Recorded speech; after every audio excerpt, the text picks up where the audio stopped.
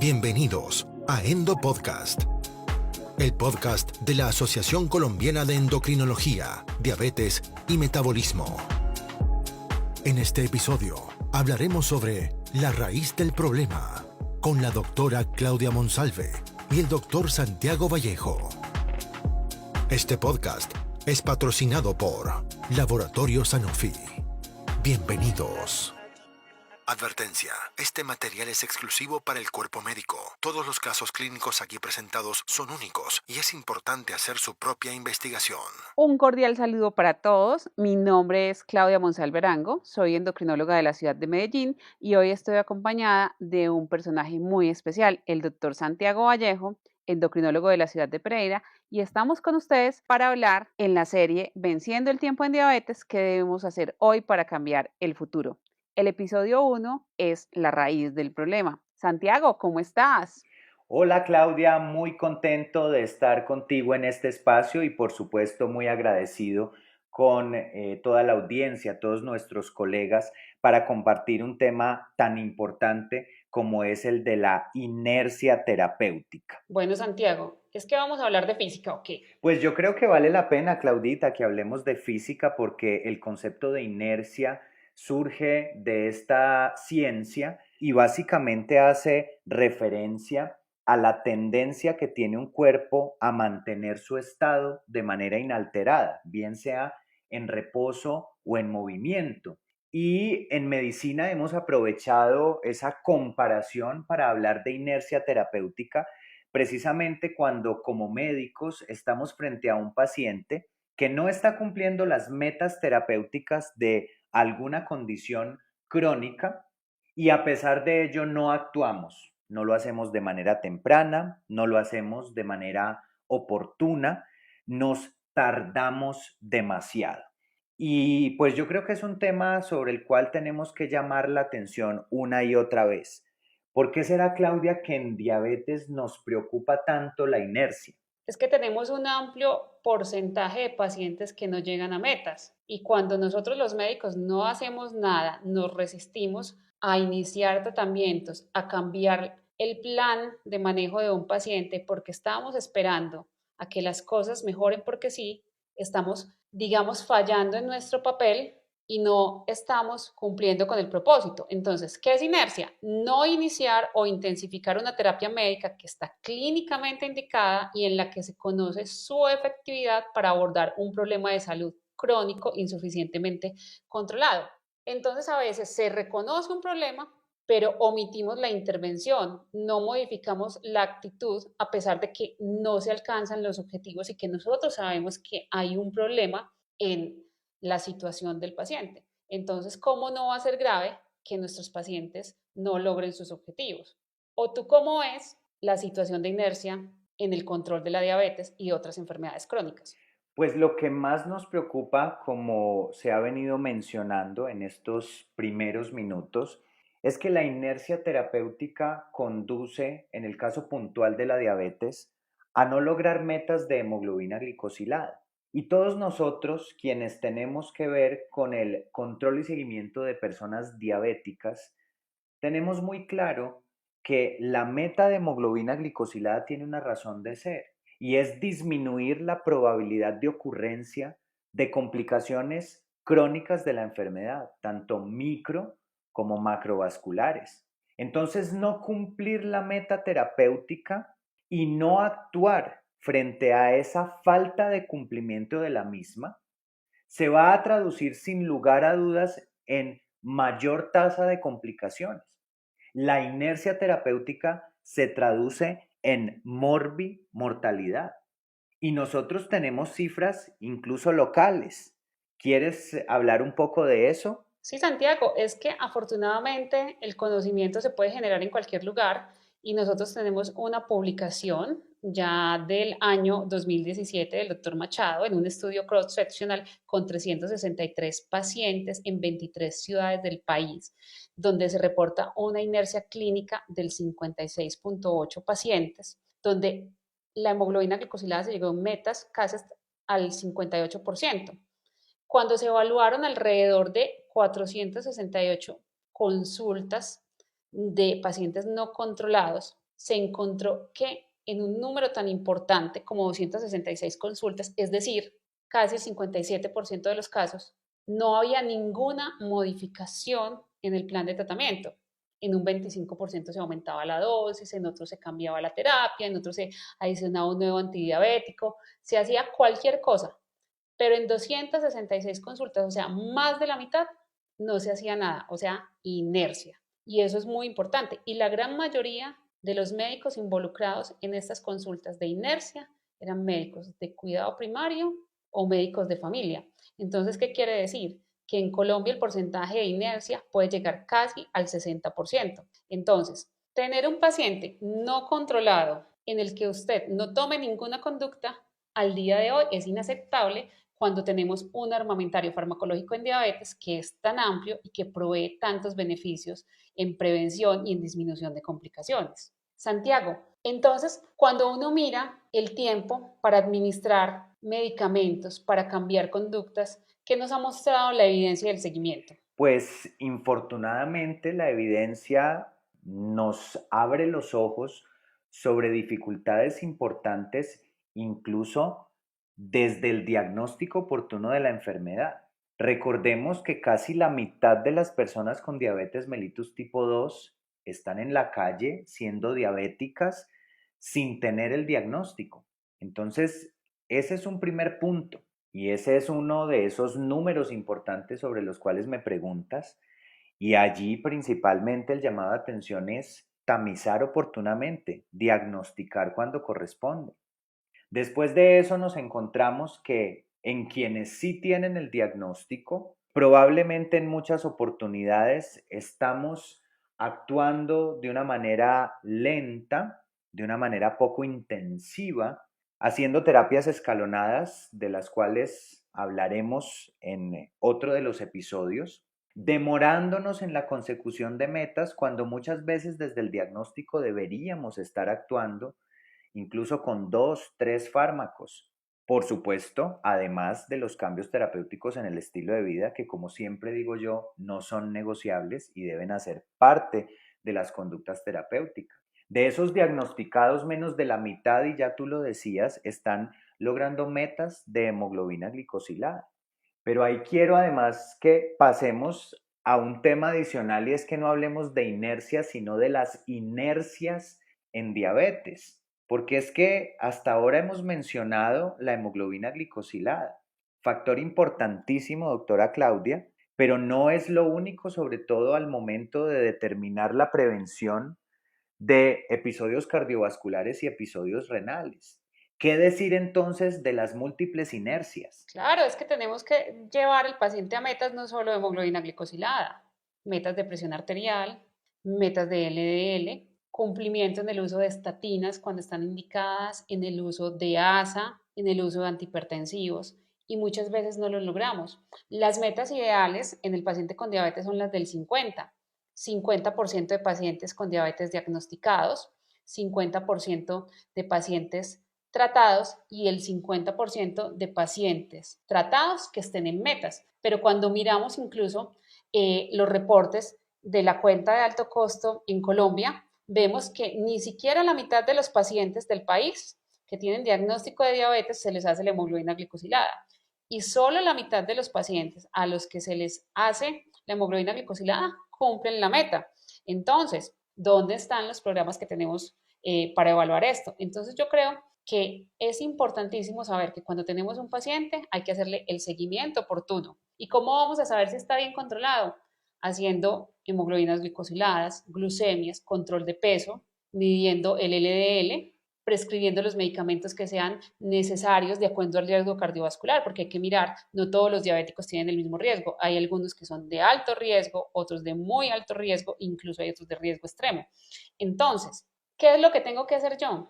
Evaluar, tratar e intensificar. ¿Para qué? Para que ellos lleguen a la meta. Y esa es la única manera en la que yo disminuyo la probabilidad de complicaciones. Y sobre todo en este momento donde nos damos cuenta del peso que tiene tan importante la enfermedad cardiovascular en la probabilidad de muerte de los pacientes con diabetes. Y sobre ese punto al que llegas, también quería yo hacer algún comentario y es que Si bien es cierto, la inercia está relacionada con no actuar frente a una hemoglobina glicosilada fuera de meta, frente a un LDL que no está alcanzando los niveles deseados para el perfil de riesgo como lo mencionabas, no tener la presión arterial en los niveles que corresponden, no promover el cese del hábito tabáquico, la actividad física, la pérdida de peso.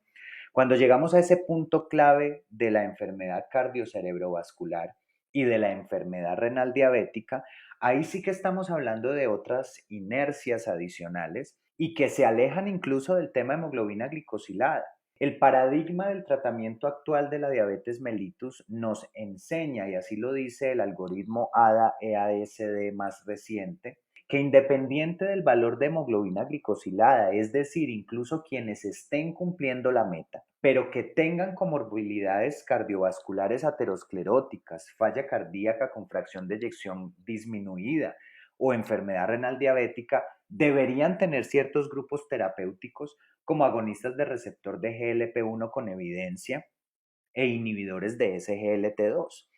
Es decir, que ahí sí que estaríamos ampliando la inercia, porque muchos decimos estamos contentos con una meta de hemoglobina glicosilada, pero no cambiar terapias o no adicionar terapias también con evidencia de protección renal y cardiovascular es inercia. Y esto se va a empezar a ver reflejado también en los estudios a futuro. Quiero entonces que pasemos, doctora Claudia, al tema de las barreras. Hasta aquí hemos hablado de la inercia existe, es preocupante, debemos trabajar en contra de ella, tenemos unas cifras que nos invitan a la acción, pero ¿cuáles son entonces esas barreras para poder llegar a un adecuado control metabólico? Es que empecemos hablando de quién son las barreras, quiénes son los factores o de dónde es el origen de la inercia o de dónde proviene, porque siempre hemos dicho es que tenemos un sistema de salud que es el que nos limita la prescripción del tratamiento de los pacientes, pero cuando se hacen las publicaciones y se revisa, dice el 30% proviene de limitaciones del paciente, un 20% del sistema de salud y un 50% de los médicos. Entonces, tenemos que empezar a ver de dónde vienen estas dificultades. Y hay que mirar cuál es nuestro papel como médicos y cómo contribuimos a los problemas de inercia o de barrera para hacer una adecuada práctica clínica. Y es que, por ejemplo, como médicos muchas veces tenemos barreras porque no tenemos fijas las metas de tratamiento o nos da miedo iniciarlo o tenemos dificultades para titular un tratamiento, llegar a la meta, no identificamos comorbilidades tan sencillas como una depresión o no tenemos cómo dar una cita o encontramos tiempo insuficiente, a veces somos más reactivos que proactivos, simplemente relacionamos el manejo solamente cuando ya hay una complicación y no actuamos hacia la prevención o subestimamos las necesidades del paciente. A veces las dificultades son más del sistema de salud cuando no hay guías, no hay registros, no se planean las visitas de una forma estandarizada, no hay un contacto activo con el paciente, no hay apoyo a las decisiones o no tenemos un manejo en equipo o no hay comunicación entre el médico y el sistema de salud. Y eso es más o menos un aporte del 20% de las barreras o dificultades que hay hacia la inercia.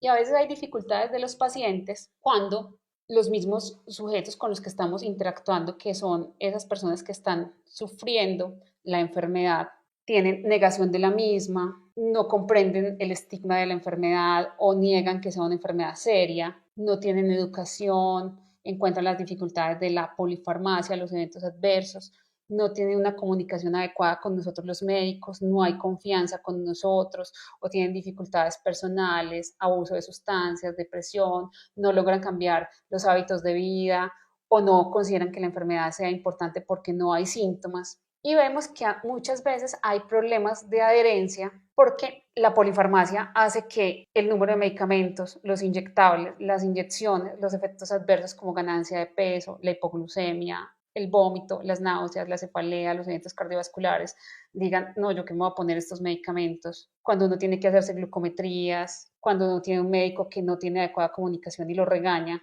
pues uno que dice como paciente, yo qué me voy a estar tomando esto. Y adicionalmente, uno necesita que haya cosas que le ayuden a mejorar.